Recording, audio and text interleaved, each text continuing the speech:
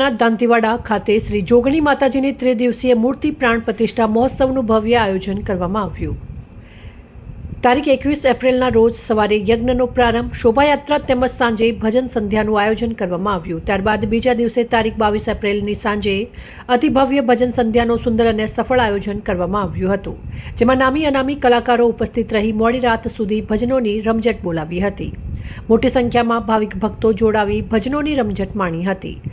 સમસ્ત મંચ સંચાલક ગણપતભાઈ ભાટી દ્વારા કરવામાં આવ્યું હતું। ત્યારબાદ 23 એપ્રિલના રોજ સવારે મહાપ્રસાદનું આયોજન કરવામાં આવ્યું, જેમાં ધાનેરાના ધારાસભ્ય માવજીભાઈ દેસાઈ, પત્રકાર મિત્રો, દાતાઓ તેમજ ગ્રામજનો મોટી સંખ્યામાં હાજર રહ્યા। સમગ્ર માળીવાસ ગામના દાતાઓ દ્વારા ચડાવવા લઈ પ્રતિષ્ઠાનું આયોજન કરવામાં આવ્યું અને સૌ ગ્રામજનોના સાથ અને સહકારથી કાર્યક્રમ સફળ બન્યો હતો। અહેવાલ અમૃતમાળી, સંબંધ ભારત ન્યૂઝ, ડીસા।